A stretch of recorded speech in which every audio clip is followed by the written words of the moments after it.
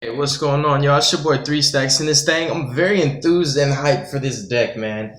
I've been trying to get ready for YCS for like 2 or 3 months ever since I found out about it that it was gonna be the first YCS of this new fresh season. I'm like so hyped for it, man. I've been trying to find my deck for that long since I found out about it. My deck originally was gonna be the True King Yang Zings, but you guys know what happened. And unfortunately, the power that I lost from it made it not viable enough for me to go into a YCS comfortably, feeling that I was gonna win. Like, I had to change my deck. It originally ended up becoming like a True King Invoked Yang Zing Draco deck. And then I changed it up again to just be basically a True King, True Draco Invoked Spellbook deck, which is pretty interesting. I like it. Even though it has 4 engines, the deck actually runs smoothly and all the engines cooperate in cohesion with each other, which I find to be nice. It's quite an interesting hybrid variant. It's insanely consistent. Its opening hands are very, very optimal. None of the plays it makes are even subpar or anywhere near mediocre. Everything that it drops on the field is a threat, and I like how while it makes threats consistently, if your opponent outs it, it's able to make another threat immediately. It just spams boss monsters basically. And I like to be a bit conservative with my boss monster plays. I like to just kind of drop 1 or 2 at a time and just see how my opponent manages with dealing with those. The main deck has went through quite a bit of changes, and also this is post circuit breakers. There were some cards that I really needed for my my extra deck and my main deck from circuit breakers that were extremely relevant that I feel like I'm not gonna win without them. So some of these cards aren't 100% legal yet, but I'm just showcasing the deck profile just so you guys see and get an idea of what I'm playing. So without further ado, let's hop right into this main deck. So starting off with my king lineup, I'm playing 2 copies of the Draco Slaying King himself. This monster is just way too good. While he is able to be outed, the problem is it always requires multiple resources. It's always going to be a problem. Like, the way you make him is basically the way that you're going to win the game. For example, Paleo's Trap Monster. In the matchup against Spirals, even though you sometimes it's smart to go Trap Monsters, I find it to be a bit more relevant to go Spell Monster. Like, there was actually a game when I was playing my homeboy Eric when I dropped my Masterpiece making Trap Monster and I had a Disciples, and I thought to myself, if I would have made it Spell Monsters, I not only would have outed his Spiral Resort, but then after that I would have been able to target any play he makes with Masterpiece, and I had a strike face down. Unfortunately, making the Masterpiece and the strike wasn't enough. I needed to make him Spell Monster to out his Spiral Resort so that Masterpiece could actually target his monster so that I could strike his Helix, and then I can Masterpiece pop his his Sleeper chaining to the Last Resort. Because when they summon Sleeper and they activate Last Resorts, you can still chain the Masterpiece and destroy the Sleeper before the Resort, because you're chaining to its activation, so it hasn't fully resolved yet, and then they just lose everything at that point. So like I said, how you make this card determines how you're going to win, but he is very powerful. He really is. It was a monster that I hated in the past, but when I lost my Denlong, it was like, dude, I have to play this guy now if I want to win. But he is a really skillful card. In the past, I always looked at him as not skillful, but with the way this deck plays and the interactions you get, he actually tends to be a bit more skillful in the format we're in. For example, there's even a game where my opponent activated Utility Wire, and I chained Masterpiece to destroy his Super Agent, and Utility Wire could not resolve. So this guy's kind of broken. He's low-key broken.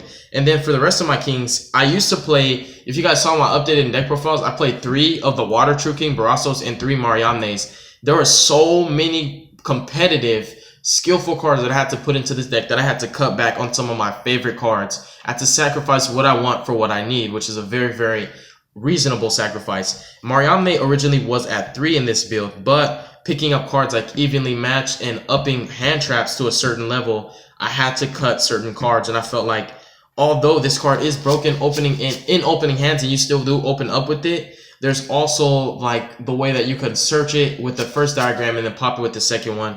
In addition to that, it sometimes bricked on me where I would draw into it and I didn't have a diagram because it was a 3 of. And although you play 9 diagrams, you're not guaranteed to draw into one of your 9.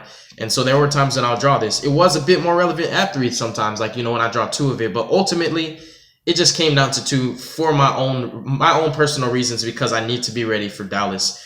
So we're playing 2 of her. She also gives you access to Invoked Raijin, which is a pretty broken fusion.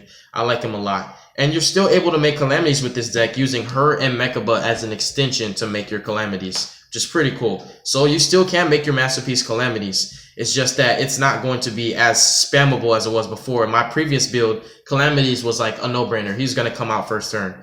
And for the rest of the monsters, we play 2 copies of Mr. Crowley. His effect basically is search invocation and then draw 2 cards in this deck. He's really, really relevant. I like the grinding out that this deck provides. With this card specifically, you're able to grind your opponent to the maximum.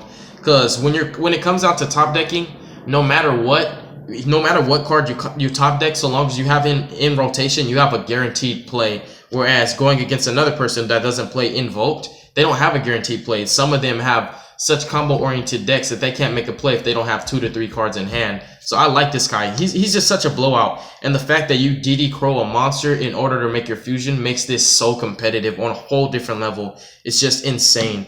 Double Alistair the Invoker, aka Mr. Crowley. And then 1 copy of Blue Boy. Blue Boy's perfect at 1 because you actually play Alistair for your second knowledge. And I do play 2 of each because I feel like resolving 1 knowledge gets you pretty far, but the second one comes up so much that you just have to play 2. So that's pretty much it for the regular monster lineup. I actually only play 3 normal summons in this deck. In technical terms, you do sometimes normal summon your hand traps in order to make a trap monster masterpiece because I play so little monsters. But basically we're playing 2, 4, 6, 7 actual monsters. And then we also play 7 hand traps in the form of 3 Ash Blossom and Joy Spring, the most beautiful hand trap of this format. She's a meta-defining hand trap. I feel that she determines the way the game goes sometimes. She does dictate who is the victor, whoever has the Ash, and hits the right card. Ash Blossom hits Reincarnation for the Trickstar matchup. She hits Spiral Helix, which is the best time to use her in that matchup. She can hit the Duelist Alliance sometimes if you need to. She can hit Pendulum Call.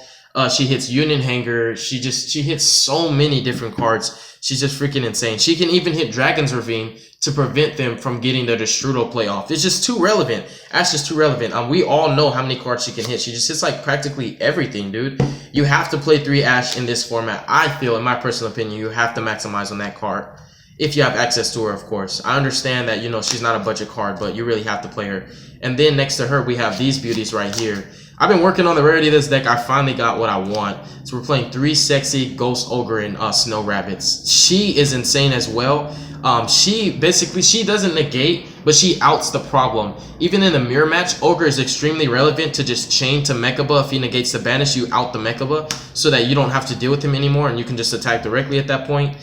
She outs any Invoke Fusion. She outs the Time Pendulum Graph in the Pendulum matchup because Pendulum Magicians are basically going to be the next most played deck. Aside from Spirals, of course, are hyping, but Pendulum Magicians are going to have the second highest representation, third being Dracos, in my opinion.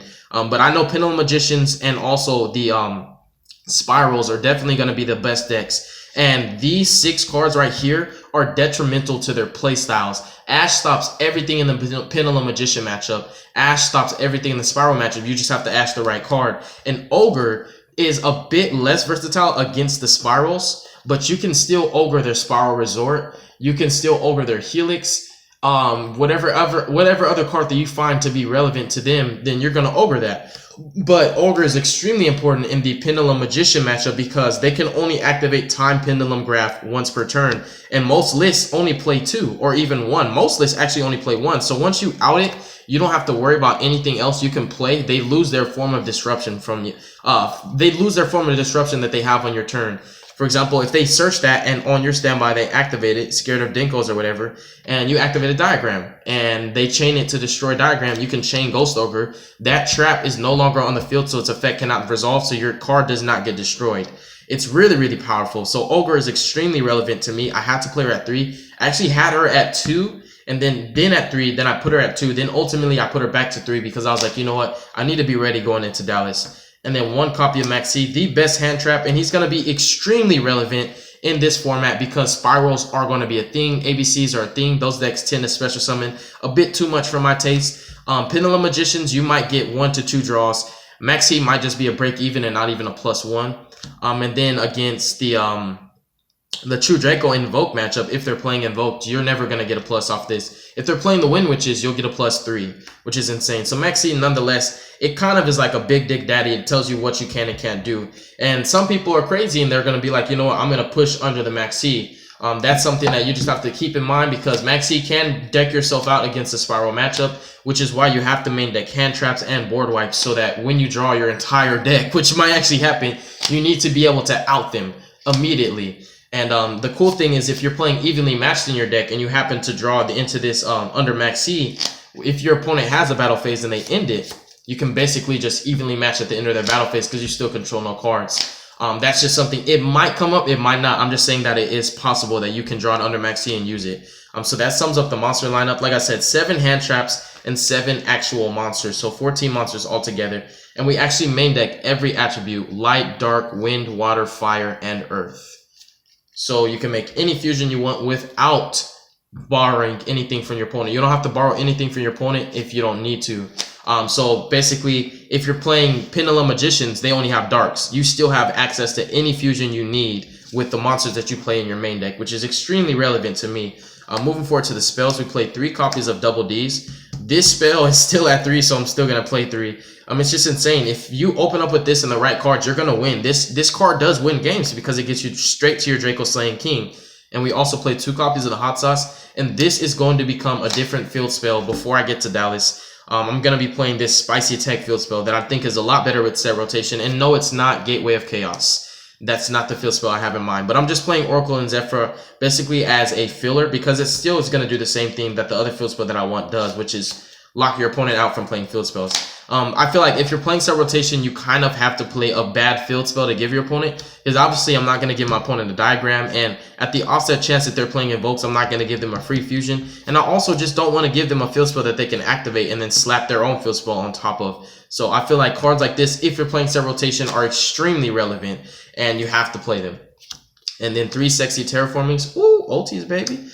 Just to up your count of field spells, because field spells tend to be this deck's bread and butter. They kind of basically provide everything that you need for yourself to make your plays to be relevant, basically. Like if you have terraforming, you basically have any invoked fusion that you want. If you have terraforming, you basically can have your masterpiece if you have the right cards in your hand. So opening up with terraforming or any of your field spells can definitely win you games. And then we're also playing 3 copies of set rotation.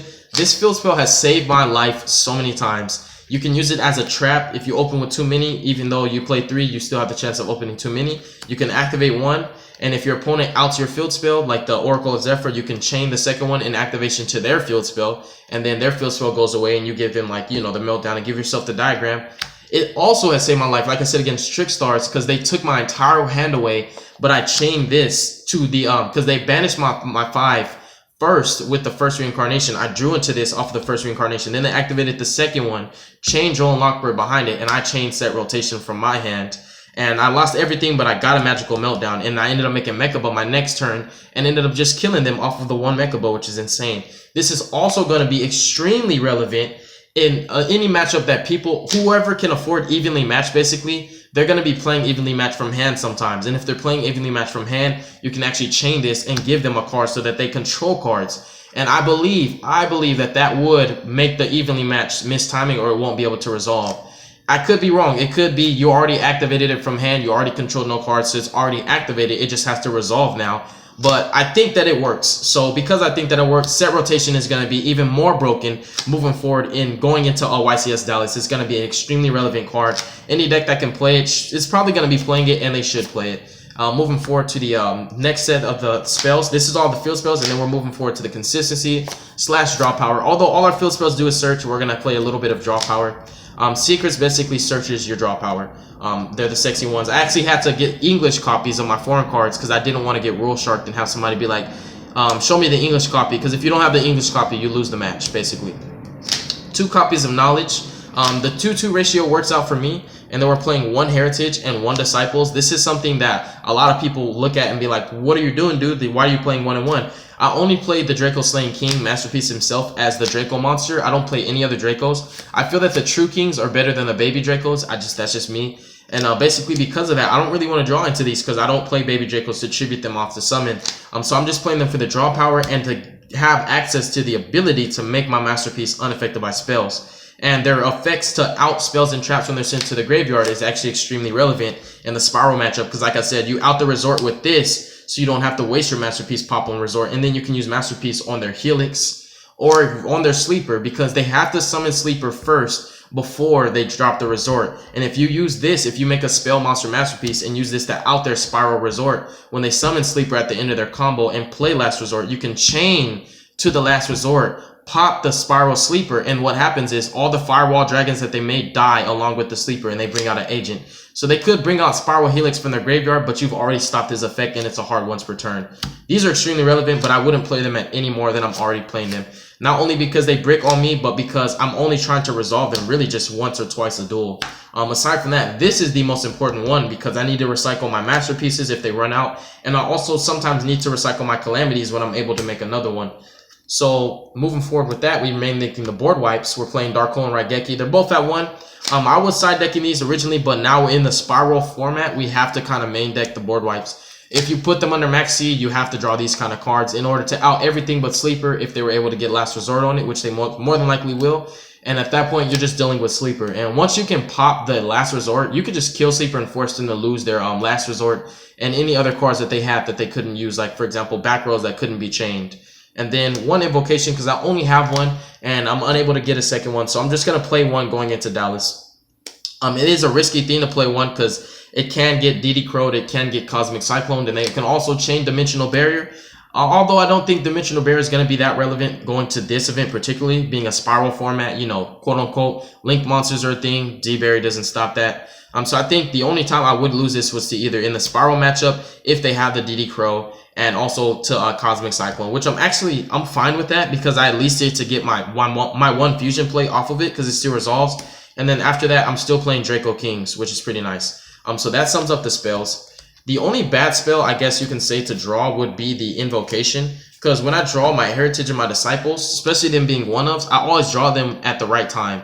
So the only spell I really don't ever want to draw is Invocation. And sometimes Knowledge at the wrong time, but you're playing 2 of it, so it's not very likely to happen. And then for the traps, this is something that's going to blow your mind. Surprise! I feel like if you're playing this card, you're doing a good job. If you're not playing this card, you need to get it. But I'm playing 3. This is just a meta-defining trap. I'm going into YCS Dallas trying to be ready for everything. And if your opponent's playing this and you don't have access to it, you're at an unfair disadvantage because it's almost like a pendulum mirror match where your opponent has Wavering Eyes and you don't. Like, that's just a huge advantage they have over you. So I feel like you have to play this trap, especially going second. That's why I'm maximizing on playing it at 3. I originally was going to do 2 inside 1, but I was like, no, dude, I have to main deck 3 because if I lose the dice roll, if you lose the dice roll in going against spirals and you have no hand trap, you lose. Because the board that they make is so hard to break if you don't have a board wipe. You have to play through the firewalls and the sleeper and the utility wire and the strike if they have it and the hand traps they have. They'll have too much advantage over you. And ultimately, if you have, like if I draw the nuts, I can still make a masterpiece and pick apart their board 1 by 1. But it's going to be very difficult and I have to draw the nuts. I have to draw a perfect hand in order to play through that board. So this is how I just don't have to worry about that. If I'm going second and they make that crazy field off of the Helix play, which is just going to be firewalls for days, Helix sleeper, anything in their back row that's relevant, you just use this. And I guess they'll keep the sleeper if they're smart and they can still, you know, use it to pop himself and 2 other cards that you have. And then, you know, they'll get the super agent out. But they're going to lose everything else that was a threat, including the utility wire. And if I'm not mistaken, even if they chain the utility wire to this card's activation, it'll still resolve. And at that point, you'll have no cards. So they'll lose everything. So I don't even think that'd be smart. So I'm playing 3 of this. I was fortunate enough to have 3. And I feel like I just have to play 3. Like, dude, you just have to be ready for everything. And that's why I said this is post circuit breakers because some of these cards aren't legal yet. But this bad boy, oh my God, I'm playing 3 of him. Absolutely, hands down. Something else that's extremely relevant is Mechaba. Me having access to Mechaba, my deck is the only deck that can out this card aside from having a set rotation. If I have a Mechaba, I can just negate it and banish it, which is extremely, extremely relevant. And then we're playing 3 copies of Solemn Strike. So you're playing 6 of the best traps in the game. These are the new best traps of the game. Strike was obviously the best trap, but then Struggling Battle is just insane. It doesn't make sense. The TCG nerfed its name, and I do like its name, but I like the original one, Struggling Battle.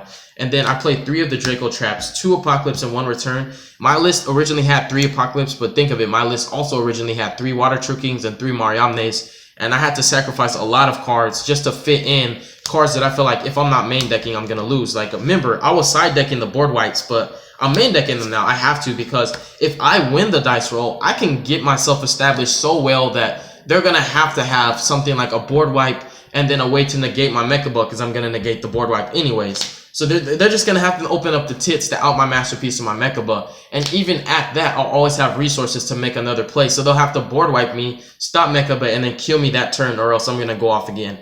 So I just find that it's way too relevant to be main decking the board wipes and also to main deck this, which is why I had to sacrifice so much space in my main deck for cards that I really wanted to play. That sums up the main deck. And then moving forward to the extra deck, the side deck is really what's going to get me a lot of games if my main deck can't do the work that I need it to do. So we're playing one copy of Chlamydia. I wanted to play two because you can make two, but you just use Disciples and you put this back because it's still a True King card. So we're playing one Chlamydia and one Baguska, the Terribly Tired Tapir. I'm able to extend my plays with Kaliga to make this card. You make Kaliga, and then of course he's going to live for the turn. If you have Kaliga and a Hand Trap or a Strike, your opponent just can't play any monster effects. And Spirals pretty much lose that whole turn. And then you just normal summon your Alistair next turn.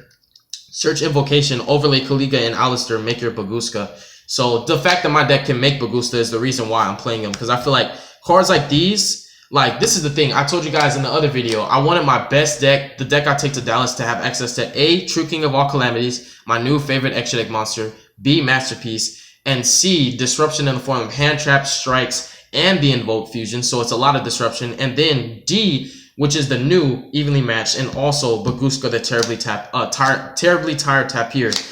So because I have access to all these cards, I feel like I have extremely high ceiling, and I have just as much a chance to top as a full powered Spiral player does. So I feel like it's fair now. So Calamities and Baguska are kind of similar.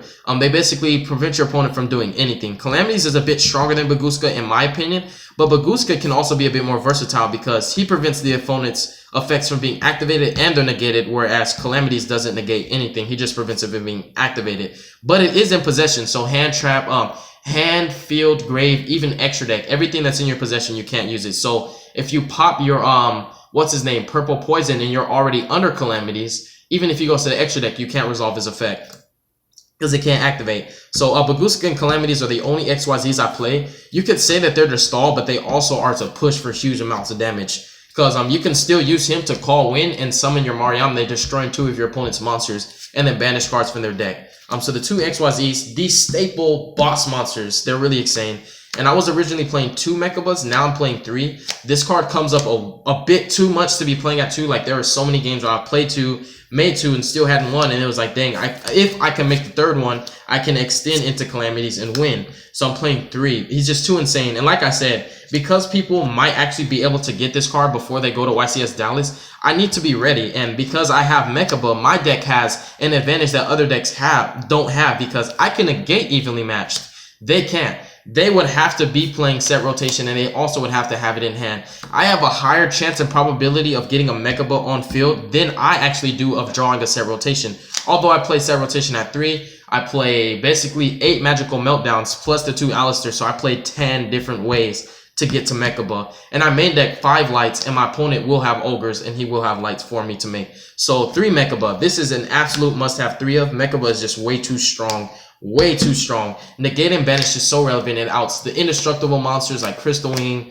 A sleeper that is has resort equipped. You can bait out the sleeper, negate it with Mecha Buck, and banish the sleeper. And they only play 1, so they have no more sleeper. 2 copies of Raijin. 2 copies of Purgatrio. Purgatrio puts in the most work aside from Mecha Buck. Going second is, like, against Spirals, is extremely relevant.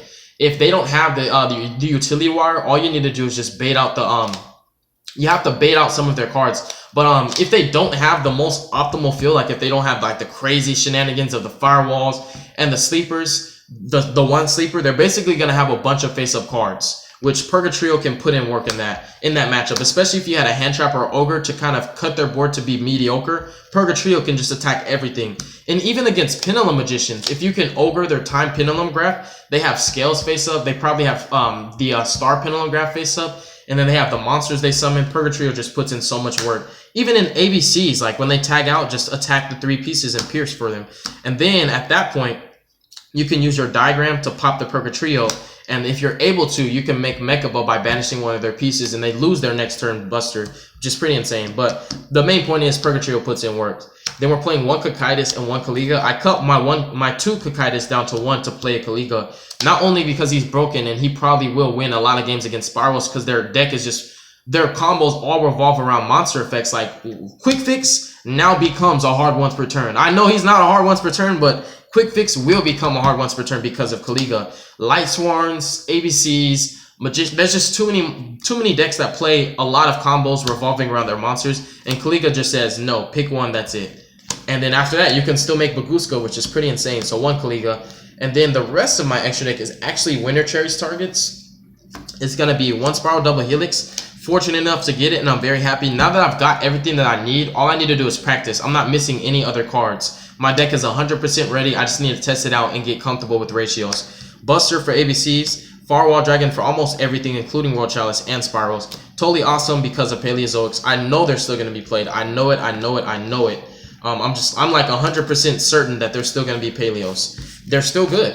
And then the side deck is actually 3 Ghost Reaper and Winter Cherries. Extremely relevant this format. 3 copies of Jolin Lockbird. This is also extremely relevant. You have to play these hand traps at 3, either in your main or your side. And since I feel like they're bricks when you're main decking them, I'd rather side them for the matchup that they're relevant in. 3 Denko Sekas. There's actually a cool lockdown with Denko and Anti-Spell. You can set the Anti-Spell and flip it on your opponent's draw phase or standby, and Denko's live now. And because Anti-Spell says both players have to set spells in order, and then they can be activated after the turn they're set, and because of Denko Seka, it basically becomes an Imperial Order slash, you can say, like, it's like Imperial Order, but it's a lot better. Because, like, you don't have to pay life points, and then, like, your opponent just literally cannot play spells whatsoever. And not only do they have to out the Denko Seka, but they have to out the anti-spell. So it's, like, a lot more relevant than Imperial Order, because they can just out the Imperial Order with, like, a monster effect, and then they can play their spells. But with this lockdown, even if they out the Denko, anti-spell is still live, so they have to set their spells nonetheless. And if they out anti-spell, they still can't set their traps. They can play their spells, but they can't set any traps. So I find it to be a really cool lockdown that comes up in certain matchups, like, in the Pendulum matchup, this is actually an extremely relevant lockdown because they can't set Time Pendulum Graph, they can't play their scales, and they can't even out the Denko with their Time Pendulum Graph. And if they try to do something like attack over the Denko Seka, you can still drop Masterpiece using one of your Apocalypse or Return, tributing the Anti-Spell and the Denko, or the True King back row and the Denko, drop Masterpiece. And although they can play their stuff now, they have to deal with Masterpiece in addition to that. So it's pretty cool. It's just something that I wanted to share with you guys that you can do. 2 Raw Spear Mode and 2 Kaijus to sum up the side deck. It was very, very tough on space. Like, there's a lot of cards, even like the Water Time Lord, that I still want to play, but it's just hard to find space for what's relevant. And I'm just like playing what I think is going to get me the most value in all of my matchups. And I find that the anti-spells would have put in a lot more work than the Water Time Lord. But I'm still debating, so it might change before I go to Dallas. But thank you guys so much for watching this in-deck deck profile. God bless you, make good choices, and don't hurt your brain cells. Peace.